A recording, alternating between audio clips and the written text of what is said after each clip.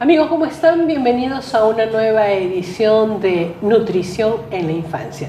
Ustedes saben que siempre estamos procurando temas importantes que podamos ayudar a las familias a considerar mejor el tipo de alimentación que se pueda tener en familia, no solamente exclusivo para los niños, porque ya sabemos que en nuestro país es todo un problema, pues cocinar para el abuelito, cocinar para los niños, cocinar para el resto de la familia es bastante compleja.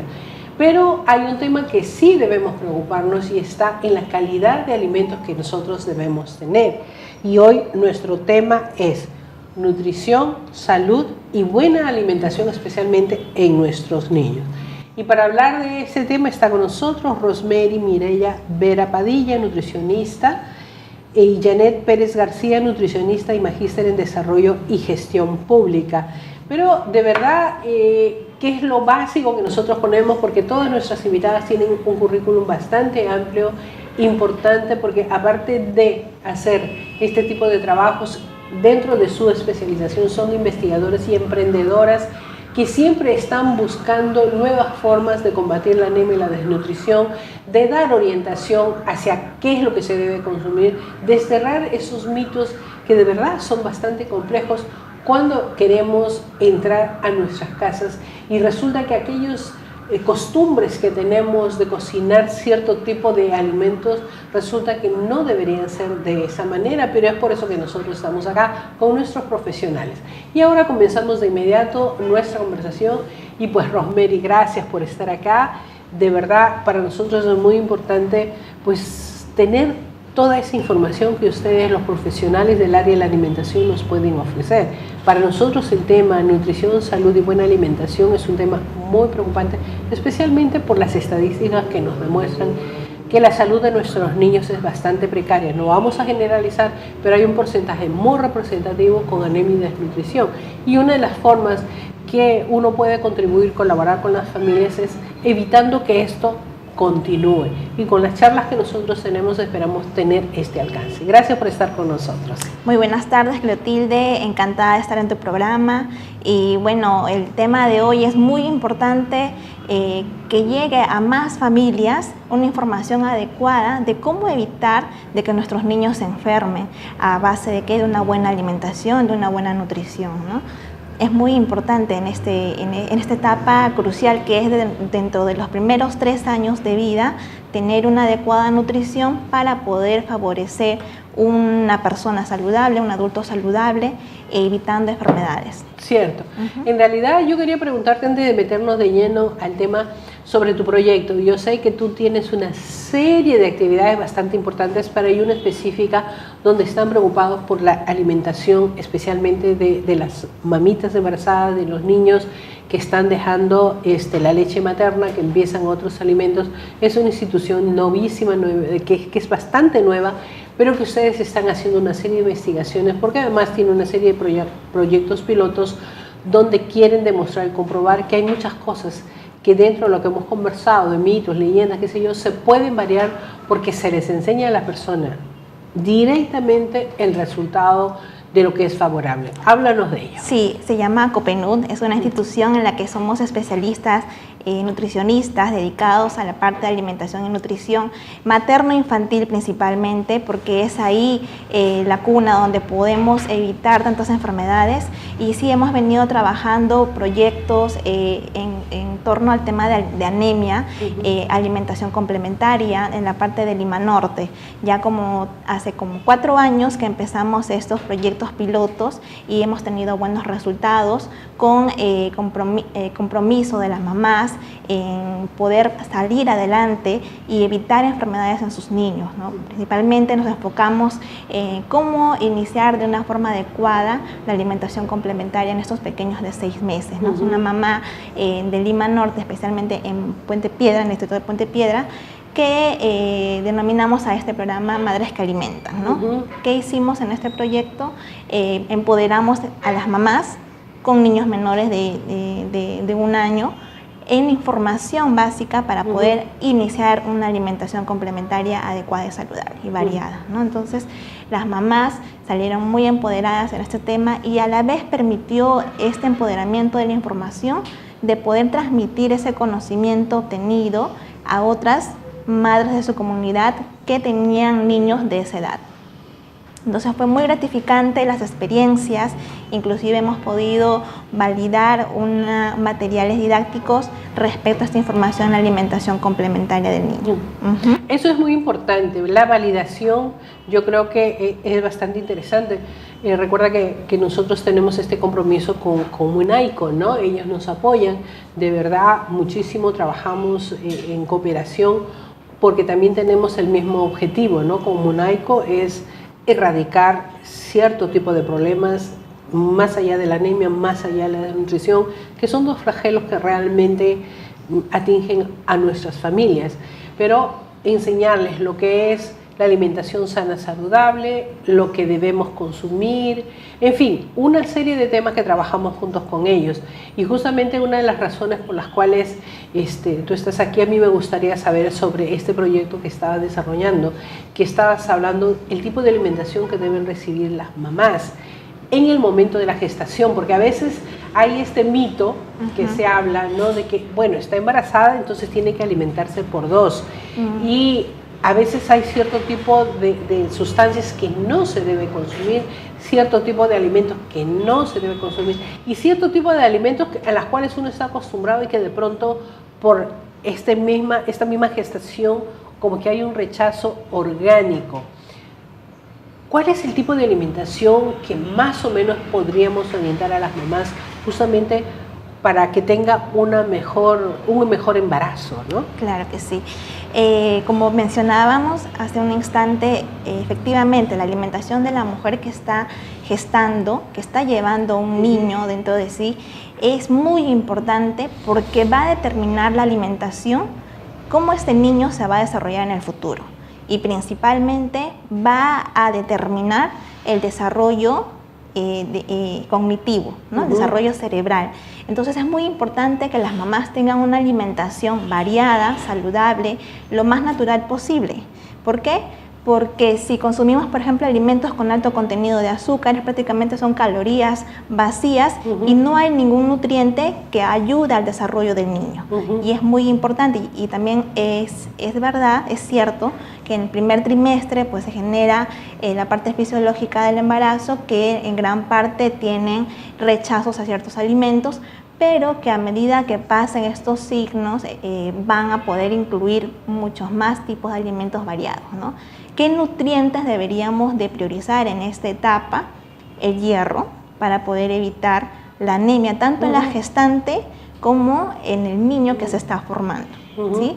Porque una gestante que termina su embarazo con un valor de hemoglobina de 11, es decir, que está en el mínimo valor dentro de lo normal, este niño que nace tiene pocas reservas. Entonces vamos a tener un niño que a los 4 o a los 6 meses, si le hacemos un tamizaje de anemia, de hemoglobina, va a tener resultados muy bajos. He tenido la experiencia que niños de 6 meses con madres con esta situación con hemoglobina de 9. Cierto. Y es muy importante trabajar dentro del periodo de embarazo una adecuada alimentación con fuente de hierro, que principalmente son las vísceras, la sangrecita, el vaso, el hígado, principalmente, ¿no? ¿Cuál es el mayor problema que se le presentaría en el desarrollo del niño cuando presenta este bajo nivel de hemoglobina? Claro, la cantidad de neuronas que se comunican entre ellas van a ser menor cantidad, también se van a desarrollar de extracélulas, que va a ocasionar un déficit del aprendizaje en la etapa escolar.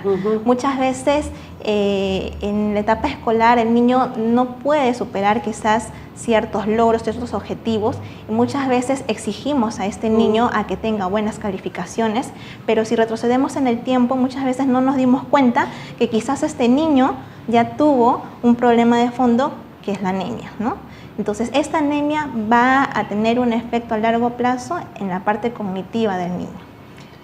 Pero hay un problema, disculpa que te corté, hay un problema que me parece bastante serio y bastante complicado, ¿no? Nuestros niños han logrado X desarrollo, pero no debería haber una especie de, no sé si es exigencia, porque no sé si la ley nos permite, que los niños cuando ingresan a los colegios se sepa qué tipo de hemoglobina ha desarrollado durante todo su periodo para saber si es un niño que tiene cierto tipo de habilidades como para poder aprender, y no para descartarlo, por favor, sino todo lo contrario, para poder darle ayuda, porque hay cosas que todavía se pueden recuperar hasta ciertas edades, y no simplemente desclasificar que es un niño que no va a aprender, porque es un niño que no tiene capacidad y lo dejamos de lado. Claro que sí, sería una forma de quizás prevenir, ¿no? Porque yo recuerdo que hace mucho tiempo atrás, inclusive había en las escuelas nos obligaban, o era parte de la currícula, que teníamos que llevar nuestros exámenes, ¿no? Yo recuerdo que tenía que pasar por ese proceso para poder llevar a la institución mis exámenes de hemoglobina. Entonces eso hubo hace un tiempo atrás, cosa que se ha venido perdiendo en el tiempo, que se ha querido retomar porque ya se ha estado interviniendo en las escuelas en cuanto a usajes de hemoglobina, tanto a nivel de inicial, primaria, y en la parte secundaria también por el tema de adolescentes, ¿no? Que claro, también es muy importante que desde ahí también empieza, si es que esta mujer adolescente en un futuro desea ser madre, tiene que también tener una buena alimentación para poder tener un buen niño saludable, ¿no? Entonces, puede ser como una estrategia también, pero claro que no es excluyente, porque no vayamos a tener parámetros que el niño que está con anemia no ingresa a la escuela, ¿no? Entonces sería algo absurdo, claro, porque no podríamos evitar que el niño cumpla sus derechos de estudiar, ¿no? Entonces podría ser una estrategia también, ¿no? Sí, como pero alerta, como ¿no? estrategia. Claro, como estrategia. Para justamente dar una mayor atención y no Así como es, exclusión, por exacto, favor, porque ahí sí estaríamos cometiendo un gravísimo error. Claro que sí. ¿Qué recomendaciones les daríamos, por ejemplo, a una mamita que está con cierto tipo de problemas, que está gestando? ¿Qué tipo de alimentos debería consumir y que no los rechace? Porque hay alimentos que de repente por el mismo estado hay un cierto tipo de rechazo. Sí, ¿no? En el primer trimestre siempre las madres que están embarazadas suelen rechazar el pollo, las fuentes de origen animal, sí, de las proteínas. Las proteínas que son fundamentales para claro poder sí, el desarrollo del niño, la parte del crecimiento de la talla, pero nos aceptan más las frutas, nos aceptan más las verduras. Entonces vamos a ir dándole los alimentos que ella acepte, ¿no? Y poco a poco, a medida que se van disminuyendo esos síntomas de náuseas, vómitos o intolerancias, porque va a desaparecer. Desaparece dentro de las primeras 12, 14 semanas, ¿no? Y luego ya se normaliza la alimentación, porque en el segundo trimestre la fuente de proteínas es la que más deberíamos de consumirla, ¿no? Porque ya en el tercer trimestre también es muy importante cuidar de ciertos alimentos como son los carbohidratos y los azúcares, porque ya en el último trimestre, ¿qué pasa? El niño ya tiende a ganar más peso por la grasa, ¿no? Entonces tenemos que evitar también el exceso de consumo de alimentos con tanto contenido de azúcares o carbohidratos simples, ¿no? Que justamente en ese periodo la mamá tiende a querer consumirlas, ¿no? Entonces hay que buscar las estrategias, ¿no? Quizás un postre de frutas, tendríamos que ver otras estrategias, otras medidas para que no haya en exceso de energía. Vamos a regresar, nos vamos a ir a un pequeño corte y vamos a regresar para saber qué tipo de postres saludables les podríamos recomendar a las mamitas embarazadas, y lógicamente después vamos a hablar de la alimentación que nuestros niños deben tener. Así que adelante.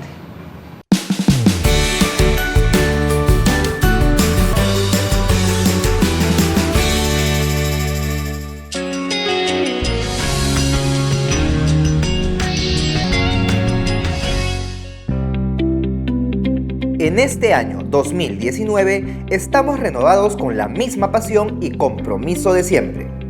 Volvemos con la nueva programación de lunes a viernes a partir de las 4 de la tarde. Los lunes, la primera infancia primero, con todo lo que debes saber sobre el cuidado de los niños y niñas. Los martes, experiencias que vale la pena conocer. Un programa dedicado a difundir las acciones impulsadas por gestores locales para mejorar la atención integral de la infancia. Los miércoles, nutrición en la infancia, con toda la información necesaria para orientar a las familias sobre la alimentación saludable, especialmente de los más pequeños. Los jueves, diálogo abierto, un espacio para el debate entre los actores de la actualidad política y social, contando con la participación de especialistas y representantes de la sociedad civil. Los viernes, Voz y Opinión, un programa para alzar la voz sobre los temas de importancia regional y local de la juventud peruana. Participa en tiempo real con sus preguntas y comentarios a nuestros invitados especiales. Todos juntos con la infancia en el corazón. Salgalú, comunicación que nos acerca.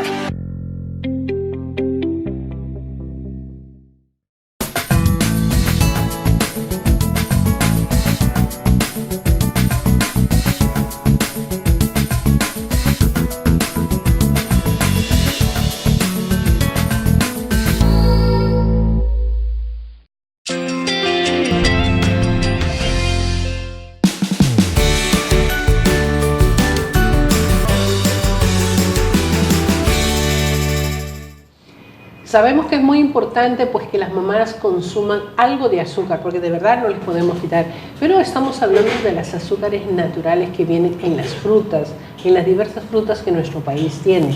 Y también qué tipo de alimentos tipo postre les podríamos dar a nuestros niños, que si bien es cierto, recordamos que muchas investigaciones también nos señalan que lo mejor es comer la fruta al natural como están, sin jugo, sin agua, sin mezclas, como la leche materna, natural.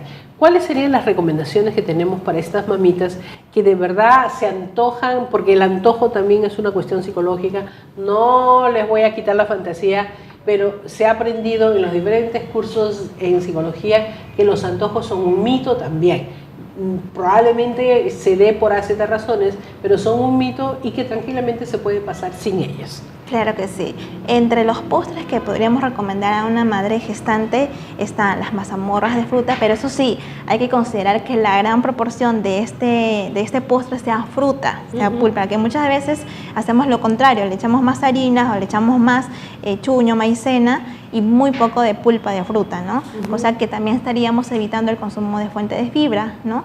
Claro. Entonces tendríamos que considerar las mazamorras o las compotas con pulpa de fruta, con una cantidad de azúcar reducida, y también o sin azúcar. O también sin azúcar. Porque que si hay una mayor cantidad de fruta, no necesitaríamos. Exacto, no necesitaríamos agregarle más azúcar, ¿no?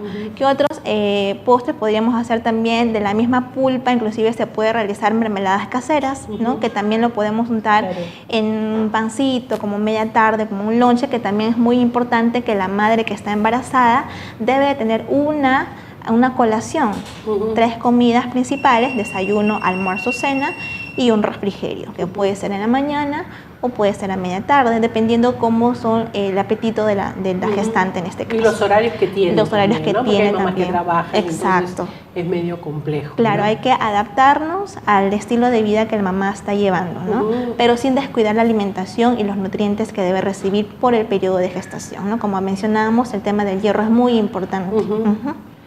Aquí hay un tema bastante complejo, ¿no? Las mamás se antojan de un pollo a la brasa que a todos nos gusta, ¿no?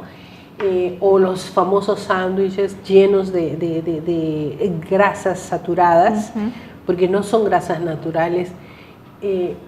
Esporádicamente podría ser saludable, pero si hay una frecuencia, ¿qué tipo de daños le podría tener, especialmente al feto? Claro que sí.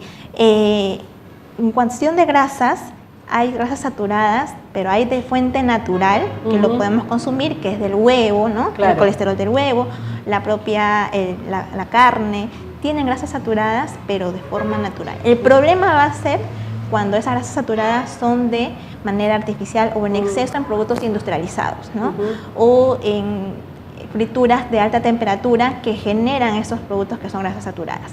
Que podamos consumirlo muy ocasionalmente, quizás una vez al mes, no generaría un gran problema. El detalle es que si es un consumo frecuente, diario, sí, porque las grasas saturadas en la madre gestante podría generar también el incremento de grasa en las arterias a nivel capilar, generando también problemas de colesterol elevado, triglicéridos elevados, y eso hace que un sistema cardiovascular también se disminuya en cuanto a su funcionalidad, ¿no? Entonces va a afectar la parte cardiovascular del corazón y tampoco no es adecuado porque la sangre no estaría llegando correctamente hacia la placenta, en este caso el niño, porque se alimenta a base de la alimentación de la mamá que llega por la sangre, ¿no? Entonces es muy importante tener también el sistema cardiovascular permeable, saludable, con alimentos naturales, principalmente para evitar estos problemas más adelante.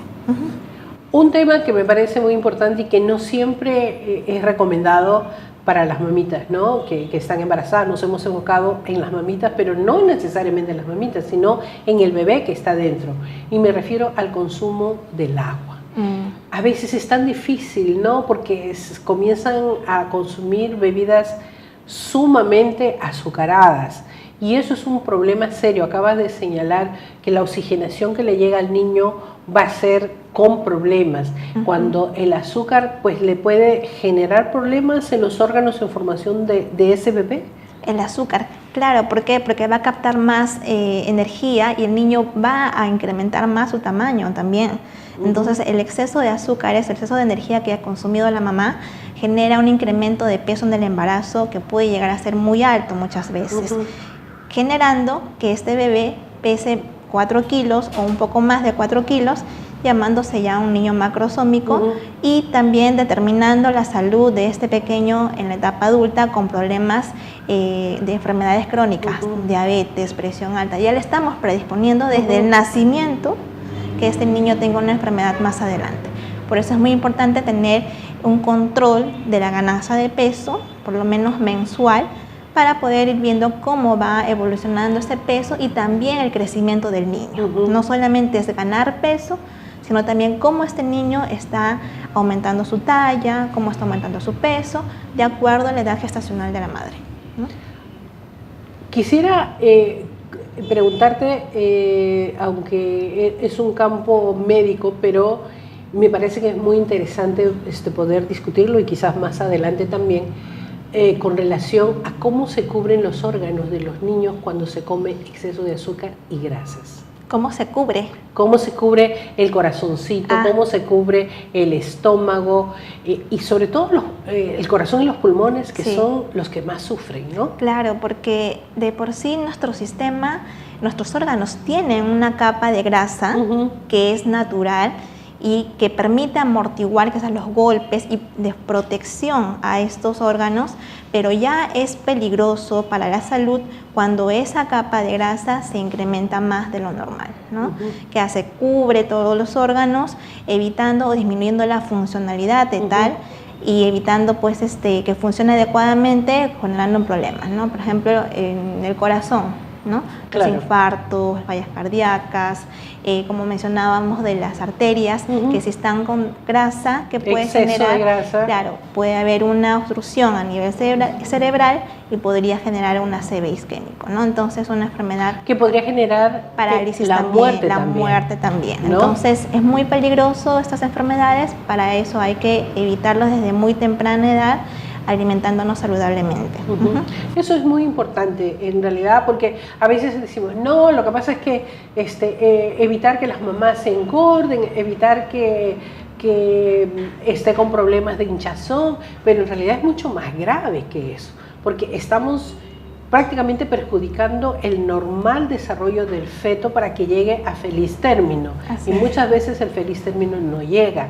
Y es nuestra responsabilidad asumir una alimentación saludable. ¿Qué recomendarías a los niños que comienzan después de dejar la leche, a hacer cierto tipo de consumos de alimentos? Ya sabemos que cero azúcar, cero sal, pero ¿qué alimentos podríamos ofrecerle a nuestros niños en este proceso de aprendizaje? Porque hay también muchos mitos, que no se le dé esto, que no se le dé aquello, porque las alergias pueden surgir. Pero hay otras investigaciones que señalan, no, eso no es verdad, en mínimas cantidades se va probando si puede o no consumir. ¿Cuáles serían las recomendaciones hasta los 12 meses? Claro que sí. Durante el inicio de la alimentación complementaria, que es a partir de los 6 meses, se va introduciendo alimentos de a pocos. Por ejemplo, si el niño empieza con alguna fruta, hay que continuar por lo menos unos 3 días continuos la misma fruta para poder ver la tolerancia a este alimento, quizás presencia de algún tipo de signos como las alergias, pero hay varios alimentos que, como usted menciona, se restringe por el tema de alergias, ¿no? Llamamos los cítricos, pero eso va a depender mucho de la historia familiar de alergias. Si es que este niño no ha tenido una historia familiar de alergias, podríamos introducirlo, sí, pero va a ser en pequeñas cantidades y en menos frecuencia, y vigilando siempre que no ocurra algún tipo de signos o alarma, ¿no? Entonces, se recomienda que si empieza la alimentación, se continúen 3 días para poder evaluar el alimento y luego incorporar un nuevo alimento y de la misma manera los siguientes días, ¿no? Entonces, cuando un niño empieza a comer a los 6 meses, inicia con 2 a 3 comidas, media mañana y un almuerzo, que puede ser tipo purés, ¿no?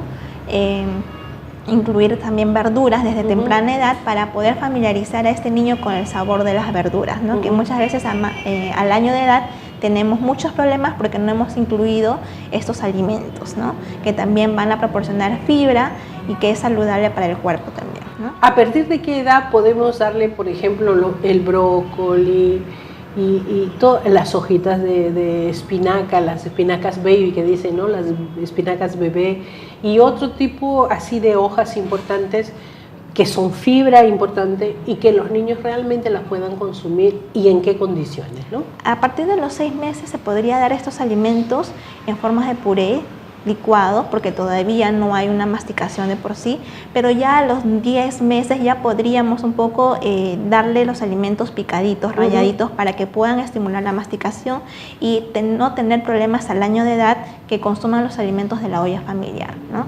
Porque hay muchos mamás que todavía siguen dando a los 10, 11 meses papillas, aplastados, y al año de edad llegan a consulta con el tema de que no quieren comer, porque no están acostumbrados, no aprendieron a desarrollar bien la masticación. Porque también eso es una cuestión muscular. Así ¿no? es. Claro. De las mandíbulas que tienen que estar formadas. Si un niño le causa dolor, porque también puede haber otros problemas, pero si le causa dolor de masticar es porque no aprendió a masticar. Exacto, ¿no? Entonces por eso es a partir de los 9 meses que se le cambia la consistencia de la alimentación del niño, de purés a picados o rallados, para que pueda el niño masticar, ¿no? Y aprender. Perfecto. Muchísimas gracias, Rosemary, por haber estado acá. De verdad que hemos tenido una charla interesante, pero hay un compromiso para hacer seguimiento al proyecto que ustedes tienen de acompañar y convertir a las comunidades donde están las mamás líderes, pues en estos proyectos importantes de ellas, de ser referencia para otras mamás. Así que es un compromiso que lo dejamos pendiente. Así es. En el tema que ustedes vienen trabajando. Muchísimas gracias por haber estado con nosotros. Gracias. Y con ustedes regresamos enseguida.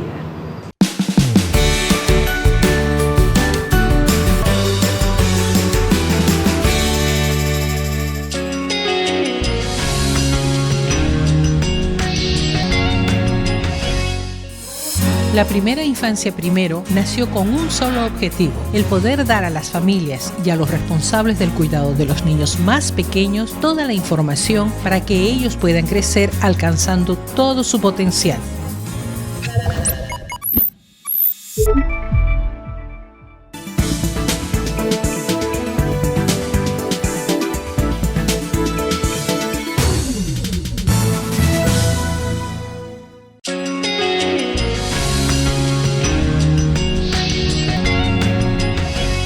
Muy pronto, un programa de música, tecnología, cultura, voz y opinión, un programa para jóvenes.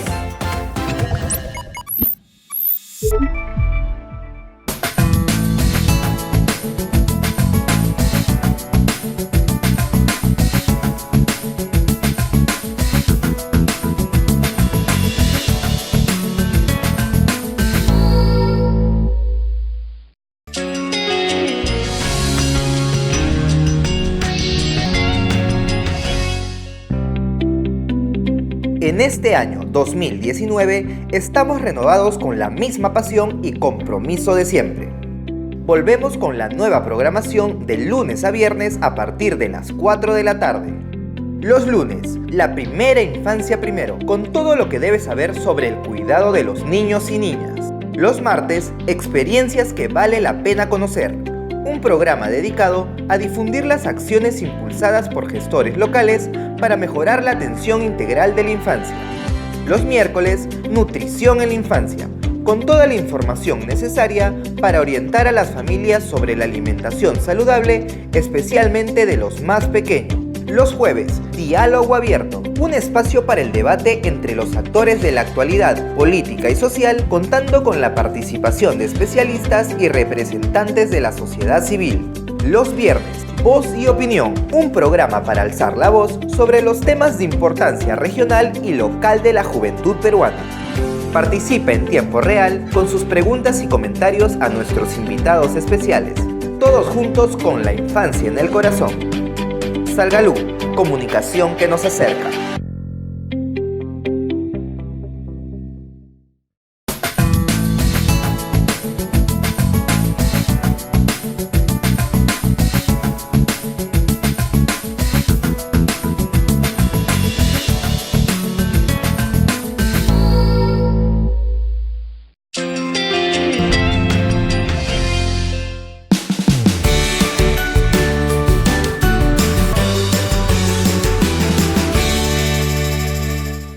Y bueno amigos, vamos a seguir conversando de este tema importante que hemos planteado hoy día sobre nutrición, salud y buena alimentación, especialmente para nuestros niños.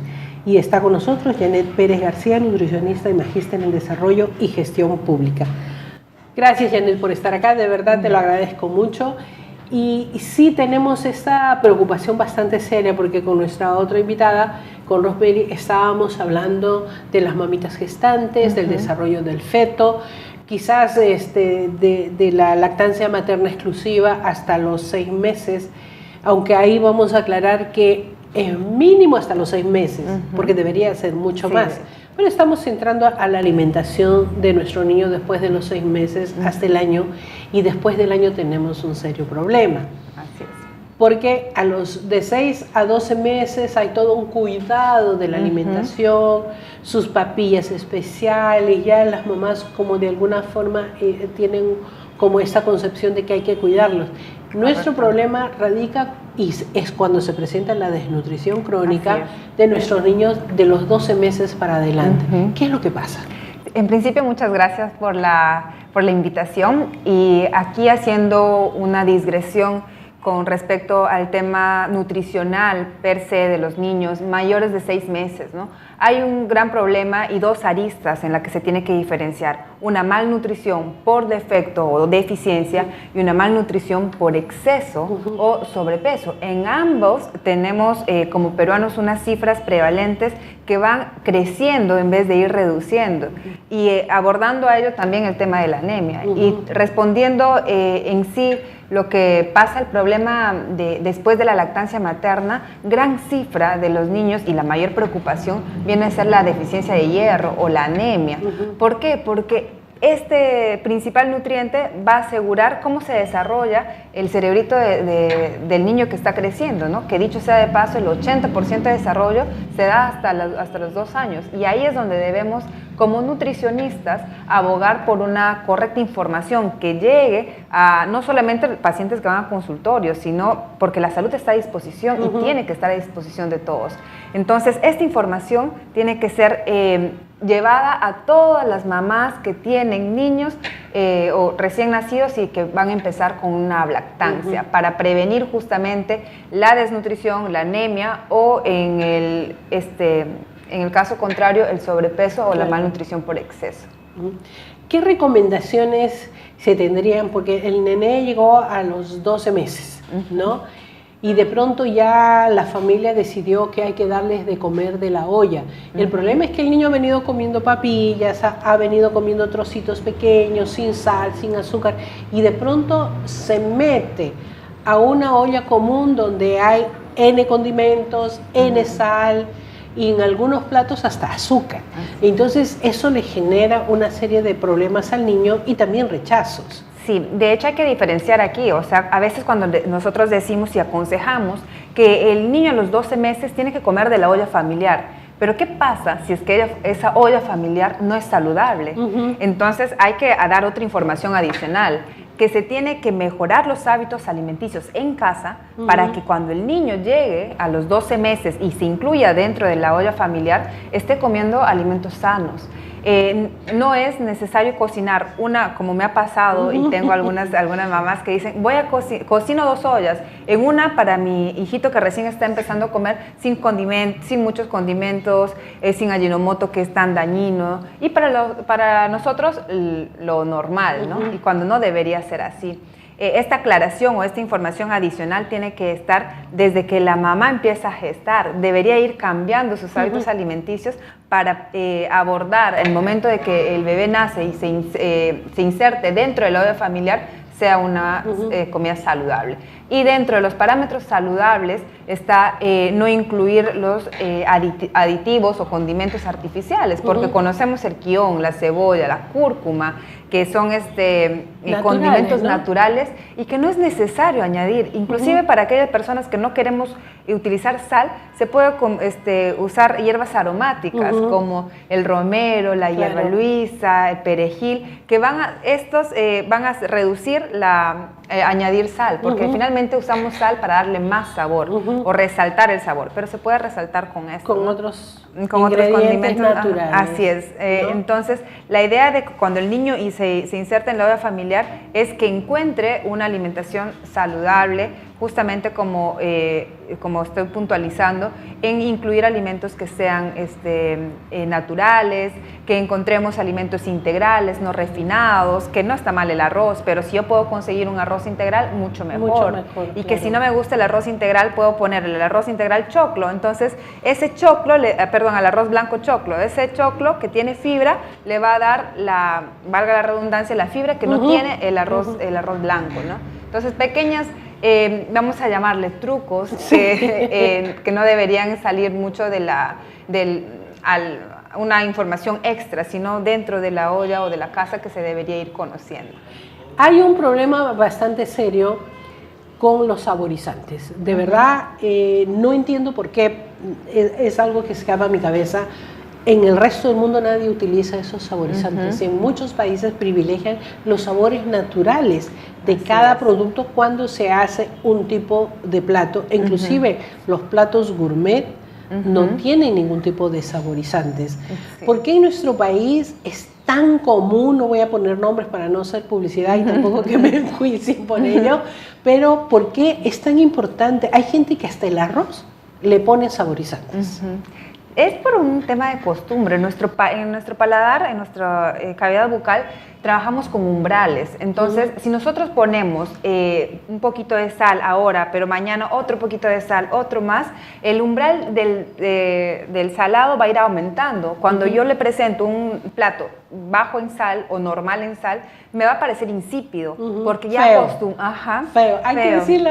Sí, porque ya nuestro umbral se ha acostumbrado a grandes cantidades de sal. Pasa lo mismo con el azúcar, con el picante. Entonces, hay países, pues, como si citamos a México, por ejemplo, nos viene, reverberamos un país que come mucho ají. Mucho ají. Pero es porque se acostumbran a esos umbrales elevadísimos, no porque tengan diferentes papilas gustativas aquí en la China y en México, ¿no? Sino porque vamos acostumbrando. Y así como se acostumbra a elevados o sabores fuertes, nuestro paladar se desacostumbra. También. Así es. Es un proceso de aprendizaje. Sí, todo es en procesos de aprendizaje, como bien dices, y va a tocar que en algún momento yo empiece a reducir. Entonces, si yo le añado estos saborizantes al arroz o por no citar marcas, u otras cosas a nuestras comidas, pues si le añado 2, voy a empezar a reducir a 1. 2 semanas con solo 1, a la siguiente semana a la mitad, y así sucesivamente hasta que ya no se utilice, para que nuestro paladar empiece a saborear el verdadero sabor del alimento. Entonces, si es que yo tomo, por ejemplo, una taza de café, pero sin azúcar, estoy saboreando el verdadero sabor del café, ¿no? Ya no otros aditivos más. A mí me preocupa las famosas sopas de pollo. Yo honestamente no concibo que a una deliciosísima, porque me encanta, una sopa de pollo, y digo sopa porque es con verduras, con papa, le añaden esas cosas que no necesitan. Y entonces, de verdad, matamos el sabor del pollo. ¿Por qué? Y matamos las propiedades terapéuticas que tiene en los alimentos. Y entonces, de verdad, ¿cómo es que nació esta costumbre? Porque es una mala costumbre de añadir estos sabores por las mismas necesidades que haya pasado el país. Yo creo que hay responsabilidad del marketing, de la política del marketing, que nos venden cosas que no necesitamos, pero nos hacen sentir que sí hace falta en nuestra casa, ¿no? Pero probemos. Y otra cosa es vamos a ponerle como excusa que no me gusta, pero es una falta de tiempo, que solamente pongo a hervir las cosas sin saborear nada y pongo el saborizante y sé que me va a salir bien porque es realza el sabor. Pero si yo pongo, ayer preparé una sopa, dicho sea de paso, que salió riquísima, y solamente no tiene presas de pollo porque era solamente sopa con cabellos de ángel y vegetal. Le puse un guión de tamaño de la palma de mi mano, porque a veces pensamos en ponerle poquito. Obviamente el guión no se le va a comer, si quieren lo comen, que es muy bueno también, pero si no, para que realce el sabor. El guión es muy bueno. Sí, el guión es mucolítico, quiere decir ayuda a las vías respiratorias. Ahora que estamos en cambio de clima, que es muy recomendable para darlo. Entonces, por ejemplo, ponemos mucho guión en la olla, eso va a resaltar su sabor, además de ser terapéutico, va a ayudar a que la sopa salga riquísima. Y es saborizante. Así es. Natural. Y le ponemos el cabello de ángel, los vegetales que quieran. Yo le puse beterraga, me salió roja, el aspecto no tan bien, pero le pueden poner lo que gusten. Entonces, en la cocina es una imaginación y no es necesario que tengamos mucho tiempo para preparar, porque ojo, si nosotros nos organizamos y planteamos un viernes, ¿qué es lo que va a comer mi familia? Créeme que el tiempo se reduce, porque más tiempo perdemos en pensar, ¿y ahora qué voy a cocinar? Y qué aburrido pensar todos los días. Así es, ¿no? Entonces, ya lo mejor una hora, una vez a la semana y acabamos con ese tango, ¿no? Así es. En realidad eso es muy importante. Y retomando ahora en el tipo de alimento que le debemos dar a nuestros niños que ya están de los 12 meses para adelante, ¿cómo, aparte de cocinar saludable para todos, qué tipo de alimentos se recomendarían en esta fase inicial de que estamos consumiendo lo de la olla? Mira, en principio aclarar que los niños a partir de 12 años tienen todas las enzimas en el cuerpo completo. Quiere decir que ya se le puede dar lácteos, se le puede dar pescado, cítricos, cosas que no se les podía dar antes de los 12 meses porque no garantizamos que el desarrollo de sus enzimas que nos van a ayudar a absorber, a digerir y a todo el metabolismo estén completas y pueda surgir cierta alergia. Entonces, teniendo esto claro que el niño puede comer de todo mientras sea natural, es considerar 3 tipos de nutrientes. El constructor, que viene a ser la proteína, el energético, que viene a ser carbohidratos, frutas, grasas, y los reguladores, que vienen a ser verduras, vegetales, legumbres y las frutas, ¿no? Entonces, estos 3 tipos de nutrientes tienen que estar presentes en su desayuno, en su almuerzo y en su cena. Obviamente, en el desayuno no van a ir verduras, pero pueden ir frutas. En el almuerzo sí va los 3 y en la cena de la misma forma. Y con las cantidades también es importante tener en cuenta que ya van aumentando. Entonces, empezamos con 12 cucharadas 4 cucharadas de cada tipo de cada producto, de cada macronutriente, y después vamos aumentando a medida que el niño vaya requiriendo. Que eso es importante. Y hay que cuidar también porque a veces llegan al año y dicen, no tiene hambre. Cierto. ¿Y qué es lo que pasa? Pero ahí hay otro tema que lo vamos a responder después del corte, porque las mamás ponen caras feas, no tiene hambre, no sé qué hacer. Eso lo vamos a responder inmediatamente.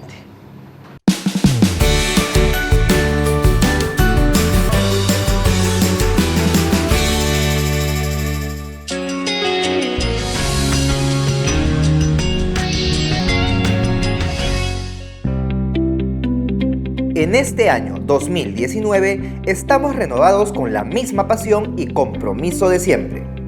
Volvemos con la nueva programación de lunes a viernes a partir de las 4 de la tarde. Los lunes, la primera infancia primero, con todo lo que debes saber sobre el cuidado de los niños y niñas. Los martes, experiencias que vale la pena conocer. Un programa dedicado a difundir las acciones impulsadas por gestores locales para mejorar la atención integral de la infancia. Los miércoles, nutrición en la infancia, con toda la información necesaria para orientar a las familias sobre la alimentación saludable, especialmente de los más pequeños. Los jueves, diálogo abierto, un espacio para el debate entre los actores de la actualidad política y social, contando con la participación de especialistas y representantes de la sociedad civil. Los viernes, Voz y Opinión, un programa para alzar la voz sobre los temas de importancia regional y local de la juventud peruana. Participa en tiempo real con sus preguntas y comentarios a nuestros invitados especiales. Todos juntos con la infancia en el corazón. Salgalú, comunicación que nos acerca.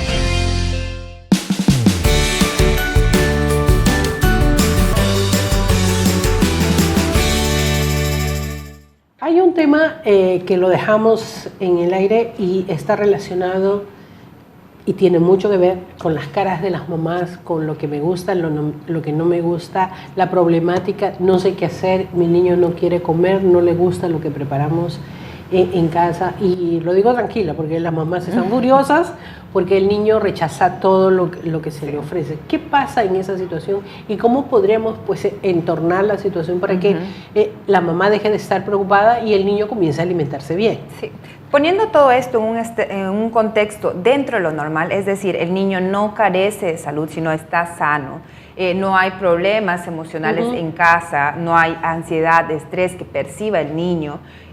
Sacando todos estos factores que podrían alterar el apetito o el comportamiento alimentario del niño, podríamos dar ciertas soluciones que son prácticas, ¿no? Cuando a mí siempre me preguntan ¿por qué? Yo digo, depende. Depende, y esa es la respuesta más para común. Depende qué es lo que está pasando en casa. Si es que, por ejemplo, le estoy dando mucho líquido antes de sus comidas principales, si es que tiene algún distractor dentro en el momento de la comida, si es que el niño negocian con la comida o es un tema, lo relaciona con un tema afectivo compensatorio. Entonces hay una parte psicológica también que se tiene que analizar, ¿no? Si es que en el principio el niño no quiere comer, lo principal que se debe de hacer es evaluar qué está comiendo, en qué momento no quiere comer. Si es que no quiere comer en el almuerzo, es decir, ¿a qué hora desayuna? ¿Qué le dan en su media mañana? Y la mayoría, el 90% de mamás, y seguramente nos están viendo, es que 2 horas antes o 1 hora antes le dan 5 onzas, 7 onzas de alguna fórmula o están amamantando. Y obviamente el estómago del niño es chiquitito, entonces tiene una capacidad limitada para concebir alimentos y su tránsito intestinal puede ser un poco lento. Y cuando ya toca la hora de la comida, lo va a pillar lleno y va a ser inevitablemente que cuando un estómago está lleno, no va a comer. Y eso es lo que se tiene que evaluar. O sea, ahí tendríamos que ver los horarios. Sí, tendríamos. Yo digo siempre asegurar que el niño consuma sus 3 tiempos de comida principales: el desayuno, el almuerzo y la cena. Si es que acaba esto, yo le puedo dar algo adicional en la media mañana, en la media tarde, sus frutos secos, una fruta, una compota, una mazamorra, así es. Dependiendo de la edad, le voy y sabiendo cuál es la capacidad del estómago, le voy dando. Entonces, es que un desayuno lo acabó bien y entonces a las 1 hora y media, 2 horas, tiene hambre, le doy algo pequeño. Si es que por lo menos hay una distancia de 2 horas antes de su comida principal. Si es que él o ella almuerza a la 1 de la tarde, entonces después de las 11 de la mañana ya no le debería dar nada. Cierto. Y si es que pide y quiere comer, le adelanto su almuerzo. Claro. Y si es que no acaba el almuerzo, yo no soy partidaria de obligarle al niño a comer, pero sí que tenga en cuenta que cuando come, se come en la mesa, no se come con distractores y con mucho amor, sin estar renegando, porque el niño percibe, ¿no? Entonces, cuando va a consumir tiene que tener un ambiente de paz. Si es que no quiere, ok, no vas a comer, pero no te voy a dar tu leche, tu chocolate o lo que quieras. No amenazarlo, simplemente yo sé como mamá que no le voy a dar. Me pide algo, acá sale tu comida, ¿no? Otra vez lo que has dejado en tu almuerzo. Y así sucesivamente hasta que aprende a comer. Así es.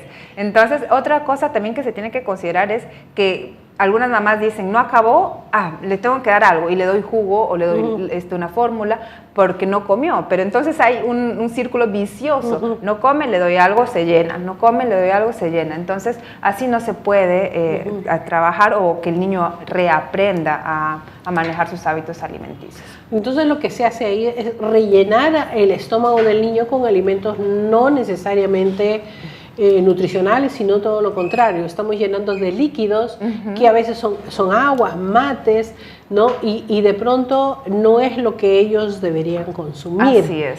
¿No? Entonces, la recomendación sería retirar esas aguas porque las mamás se quedan preocupadas. Mira, el plato ha dejado la mitad y ahora ¿qué hago? Bueno, ya le meto un dulce, una galleta. Porque no ha comido. Sí, las aguas y poco tiempo después de nuevo hacemos eso mismo y después cuando llega la cena el niño está saturado. Correcto. Sí, y acá quiero aprovechar en dar 3 consejos principales a las mamás, ¿no? El principal es que su comida de fondo no sea líquido. No que los líquidos estén mal, pero los líquidos vuelven al tránsito intestinal flojo y no hay una proliferación de las bacterias buenas que necesita nuestra flora intestinal. Y entonces preferir alimentos sólidos. El segundo consejo es no acompañar sus comidas con infusiones, con tés, porque van a inhibir la absorción del hierro y hay mucho riesgo en justamente con respecto a la anemia, ¿no? No incluir y si vas a incluir alguna bebida, puede ser una de fruta natural, pero siempre después de que se ha acabado el almuerzo, para asegurar que el estómago no se llene con líquido. Y el tercer consejo es que procuren un ambiente ordenado y sosegado.